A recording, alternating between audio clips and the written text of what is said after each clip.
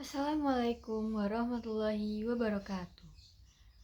Halo semuanya, perkenalkan nama saya Sabrina Walia Muthalib dengan NIM 230141604088.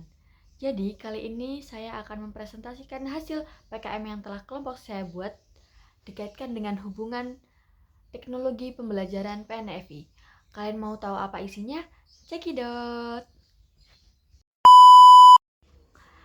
Jadi, judul PKM yang saya ajukan yaitu pengembangan sentra eco-crafting berbasis pemberdayaan ibu rumah tangga melalui pengelolaan sampah organik di Desa Jatirejoyoso, Kabupaten Malang. Latar belakang mengapa saya dan kelompok saya memilih judul tersebut yaitu permasalahan lingkungan yang saat ini menjadi isu yang semakin mendesak, khususnya terkait pengelolaan sampah non-organik. Terlebih pada jenis plastik memiliki sifat yang sulit terurai dan apabila tidak dikelola dengan baik dapat menimbulkan pencemaran lingkungan yang serius. Kondisi tersebut juga dialami di Desa Jatirejoyoso, Kecamatan Kepanjen, Kabupaten Malang, di mana volume sampah setiap bulannya mencapai 2 ton. Namun sayangnya sampah yang dihasilkan tersebut tidak dikelola dengan baik. Di sana masih mengelola dengan konvensional atau langsung dibawa ke tempat pembuangan akhir tanpa adanya proses pemilihan maupun pengelolaan secara berkelanjutan. Di sisi lain, terdapat potensi masyarakat yang belum dimanfaatkan, seperti ibu rumah tangga. Para ibu rumah tangga memiliki waktu, kreativitas, serta keinginan untuk membantu perekonomian keluarga.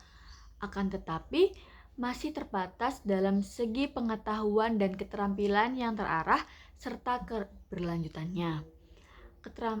Kondisi inilah yang melatar belakangi program pengembangan sentra eco-crafting sebagai solusi yang transformatif. Mengapa judul yang kami ajukan menarik? Karena mengangkat dua permasalahan utama sekaligus, yaitu permasalahan lingkungan dan permasalahan ekonomi masyarakat.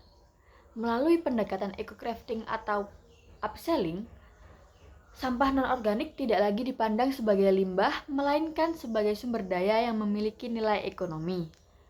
Selain itu, pemberdayaan ibu rumah tangga dipilih karena merupakan kelompok strategis yang berpotensi menjadi agen perubahan di lingkungan keluarga dan masyarakat. Pada proses penyusunan proposal, kami mengawali dengan tahap survei dan pengumpulan data. Kami mencari informasi mengenai kondisi Desa Jatirejoyoso mulai dari pendekatan kepada penduduk, mencari apa mata pencaharian utama penduduk di sana, lalu potensi lokalnya, hingga permasalahan yang paling mendesak untuk diselesaikan. Setelah permasalahan utama terkait sampah non-organik teridentifikasi, kami melakukan observasi lanjutan untuk memahami sistem pengelolaan sampah yang sudah berjalan. Selanjutnya, kami mencari studi kasus dari daerah lain yang memiliki permasalahan serupa dan berhasil menerapkan program pengelolaan sampah berbasis pemberdayaan masyarakat. Tahap berikutnya adalah diskusi dan wawancara. Kami melakukan diskusi dan wawancara dengan masyarakat sekitar serta tokoh-tokoh desa. Kegiatan ini bertujuan untuk mengukur minat ibu rumah tangga, mengidentifikasi keterampilan dasar yang telah dimiliki, lalu menentukan jenis kerajinan yang memungkinkan untuk dikembangkan sesuai dengan ketersediaan bahan baku. Selain itu, kami menyusun rancangan kegiatan, modul pelatihan, daftar kebutuhan, serta anggaran yang realistis. Proposal kemudian kami susun sesuai sistematika yang dianjurkan oleh PKM dan dikonsultasikan dengan pihak desa serta PKK untuk memperoleh masukan, terutama terkait keberlanjutan program. Seluruh masukan tersebut kemudian diintegrasikan ke dalam proposal. Hal menarik dari proses penyusunan proposal adalah peluang untuk mengatasi masalah lingkungan sekaligus meningkatkan kemandirian ekonomi melalui proses upselling kreatif. Sampah non-organik dapat diolah menjadi produk-produk inovatif yang memiliki daya tarik di pasar, ramah lingkungan atau green market. Namun demikian, terdapat beberapa hambatan yang cukup terasa. Hambatan utama adalah menjaga kontinuitas dan kualitas bahan baku sampah non-organik yang layak untuk dijadikan kerajinan. Selain itu, diperlukan upaya yang serius untuk mendistribusikan kualitas produk yang dihasilkan oleh ibu rumah tangga yang baru memulai usaha agar produk tersebut mampu bersaing di pasar. Tantangan lainnya adalah membangun model keberlanjutan finansial agar sentra eco-crafting dapat beroperasi secara mandiri setelah masa pendanaan awal berakhir. Nah, berikutnya terkait tujuan dan manfaat program. Program ini memiliki beberapa tujuan utama. Yang pertama yaitu mendorong perubahan perilaku masyarakat khususnya bagi ibu rumah tangga dalam memilah dan mengolah sampah non-organik. Lalu yang kedua adalah meningkatkan keterampilan eco-crafting sehingga ibu rumah tangga mampu menghasilkan produk yang bernilai jual. Lalu yang ketiga adalah membangun kemandirian ekonomi melalui pembentukan sentra eco-crafting sebagai unit usaha bersama. Lalu berikutnya yaitu manfaat. Manfaat dari program ini tidak hanya dirasakan oleh individu, akan tetapi juga akan dirasakan oleh desa. Program ini dapat mengurangi volume sampah non-organik, meningkatkan pendapatan masyarakat, serta membangun citra positif desa Jatirejoyoso sebagai desa yang peduli lingkungan dan inovatif. Kaitan dengan mata kuliah teknologi pembelajaran PNFI adalah program pengembangan sentra eco-crafting ini sangat relevan dengan mata kuliah teknologi pembelajaran PNFI. Seluruh prosesnya mencerminkan tahapan teknologi pembelajaran, mulai dari analisis kebutuhan, perancangan pembelajaran, pengembangan sumber belajar, hingga evaluasi hasil pembelajaran.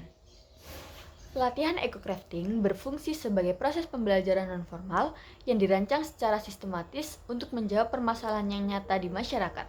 Dengan demikian, teknologi pembelajaran tidak hanya berfokus pada penggunaan media, tetapi juga pada perencanaan solusi pembelajaran yang berdampak langsung pada peningkatan kualitas hidup masyarakat.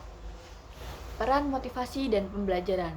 Motivasi memiliki peran yang sangat penting dalam proses pembelajaran.